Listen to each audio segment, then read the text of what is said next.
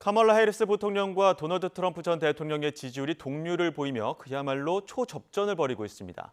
50일도 남지 않은 미국 대선 판세, 전문가와 함께 알아보겠습니다. 민정훈 국립외교원 미주연구부 교수 연결돼 있습니다. 교수님 나와 계시죠? 예, 안녕하세요. 네, 안녕하십니까? 지난 10일 TV토론 교수님도 보셨죠? 예, 봤습니다. 예, 당시에 보면은 카멀라 해리스 부통령이 시험은 좀 잘 본 것 같은데 실제 성적표는 그러지 않은 것 같습니다. 지지율 상승 효과는 못 본 겁니까? 아니, 뭐, 그렇지는 않은 것 같아요.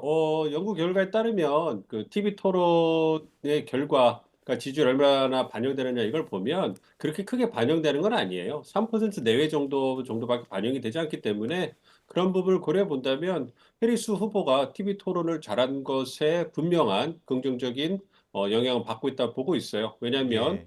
여론조사 평균을 낸 그러한 사이트들을 보면, TV 토론이 10일 날 개최됐잖아요. 그 이후에 그 실시된 여론조사를 보면 한 10개 정도 실시된 여론조사에서 한 8개 정도는 그 해리스 후보가 앞서는 걸로 나타나고 있는데 그 앞서는 정도가 한 2%에서 5% 정도까지 차이가 나거든요. 그러니까 음. 과거에 비해서 한 2% 내외 정도 증가했다고 볼 수가 있거든요. TV 토론 전과 비교하면. 그렇다면 이번 TV 토론을 통해 가지고 해리스 후보에게 긍정적인 영향이 미쳤다. 뭐 이렇게 봐도 무방하다 생각하고 있습니다. 네. 초박빙 단계에서 어느 정도 카멀라 해리스 부통령 쪽으로 그 후보 쪽으로 어느 정도 좀 지지율이 쏠리는 현상은 분명하게 있었다. 이런 좀 분석을 해주셨는데 그런데 해리스 부통령의 비호감도도 상승을 했거든요. 이건 왜 그런 겁니까?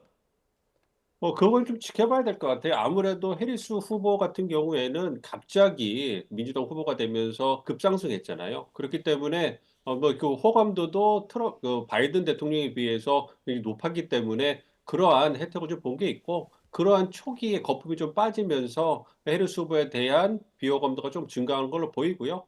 반면에 트럼프 전 대통령 같은 경우에는 바이든 후보와 경쟁할 때보다 해리스 후보가 들어오니까 비호감도가 늘었다가 다시 좀 조정되는 이런 모습을 보이거든요. 그러니까 아무래도 후보 교체에 따라서 뭔가 거품이 좀 끼고 그 기대가 많이 작용했던 부분이 어느 정도 진정되면서 인제는 두 후보 간의 경쟁으로 자리 잡은 것이 아닌가 이렇게 생각을 하고 있습니다. 예.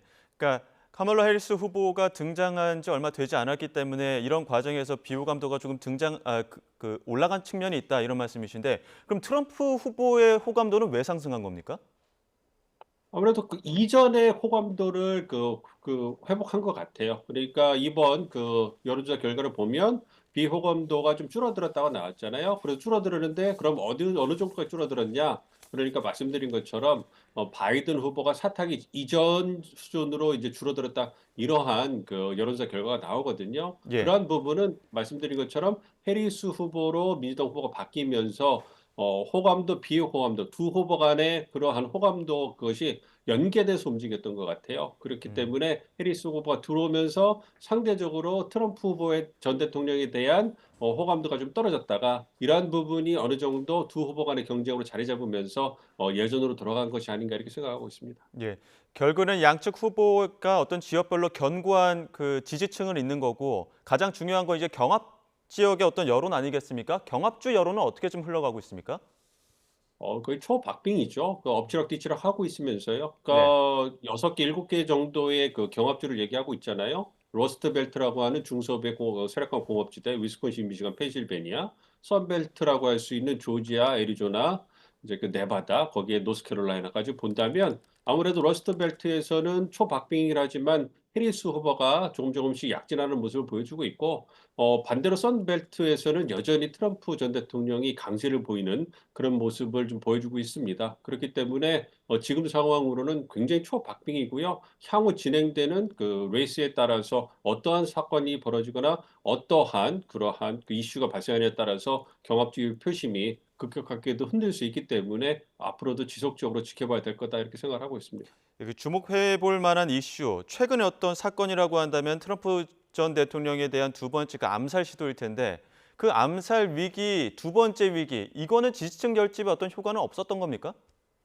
지지층 결집에는 어느 정도 효과가 있었으라고 보고 있는데요. 그렇지만 그 이전에 총기 피격 사건에 비해서는 지지층이 결집하는 정도가 약할 거라고 생각하고 있습니다. 아무래도 예. 한 번의 경험이 있고요. 그리고 예. 이번에는 트럼프 전 대통령이 실질적으로 총기 피격 아니면 총기가 그 암살범으로부터 해가지고 총기가 발사된 그런 부분이 없기 때문에 그 전에 발각됐고, 그리고 선거 유세가 아니고 자신의 골프장에서 골프를 치다가 미리 발견된 거기 때문에 아무래도 그 사건 자체가 주는 충격이 약할 거라고 생각을 하고 있습니다. 뭐 그럼에도 불구하고 트럼프 전 대통령에 대한 암살 시도가 두 번째 일어났다는 점에서 지지층들에게 경각심을 어느 정도 불러줄 수 있을 거고요. 그런 측면에서 지지층들이 약간은 결집하는 그런 효과는 발생할 수 있다 생각하고 있습니다.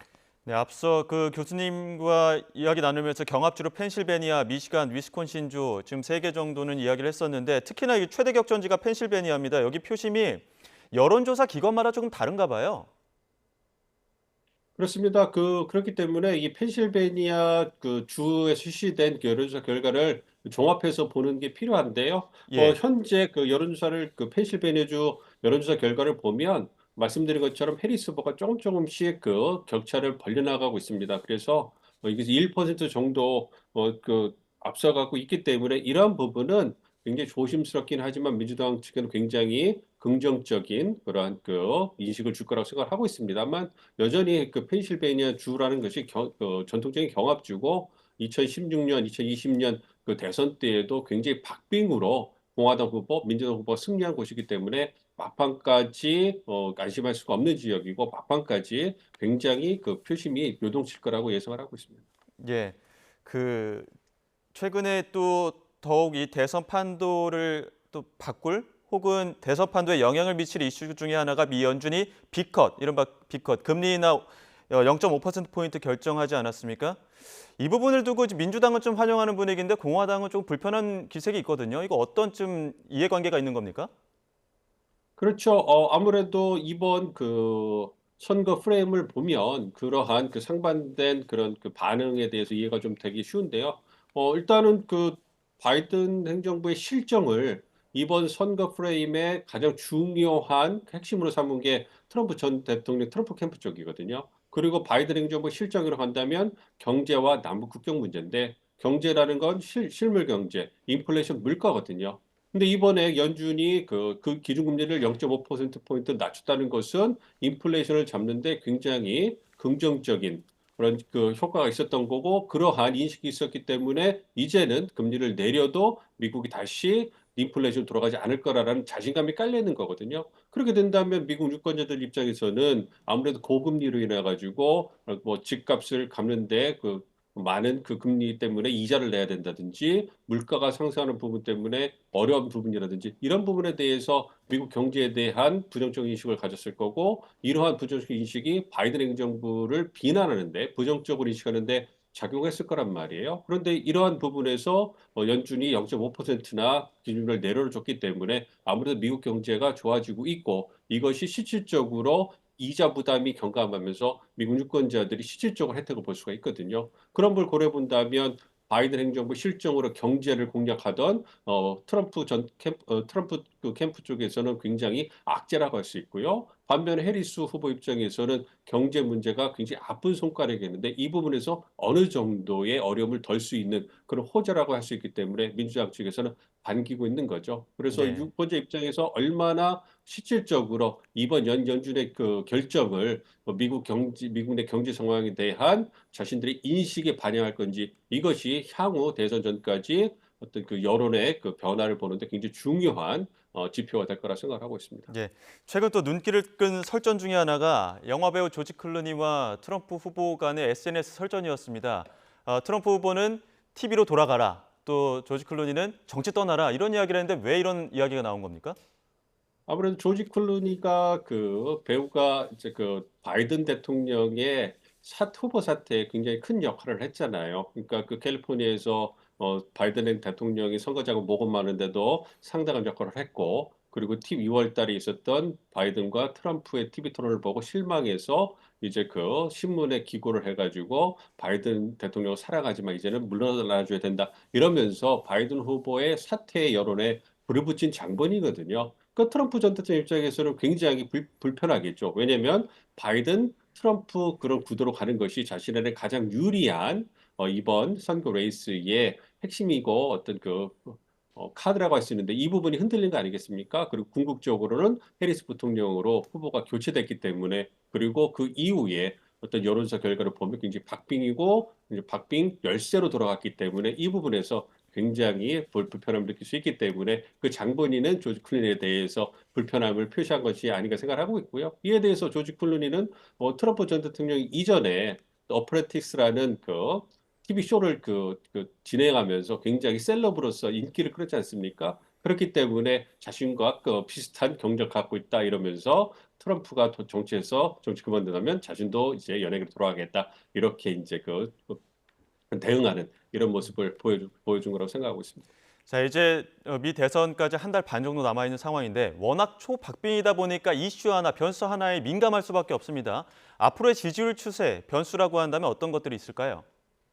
오늘 말씀드렸던 미국 내 경제 상황, 그러니까 그 미국 내 인플레이션 물가에 대해서 유권자들의 인식이 얼마나 긍정적으로 바뀔 수 있느냐, 이 부분이 가장 중요한 표심을 결정하는 데 영향을 미칠 거예요. 특히 부동층이라고 할 수 있는 부당파 중도층은 단기적 이슈, 그리고 경제 문제에 굉장히 민감하게 반응하기 때문에 이 부분이 굉장히 중요한 이슈라고 생각하고요. 이와 더불어서 10월 1일 날 예정돼 있는 부통령 토론, 이제 앞으로 TV 대통령 토론이 예정돼 있지 않기 때문에 아무래도 부통령 토론에 대해서 관심이 많이 몰릴 것 같고요.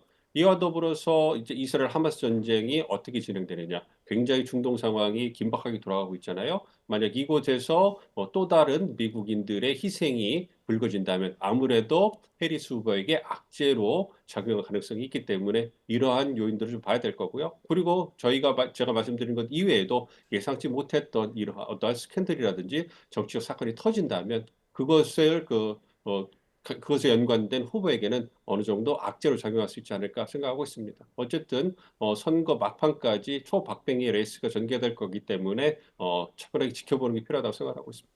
네, 알겠습니다. 여기까지 듣겠습니다. 지금까지 민정훈 국립외교원 미주연구부 교수와 함께했습니다. 교수님 고맙습니다. 예, 감사합니다.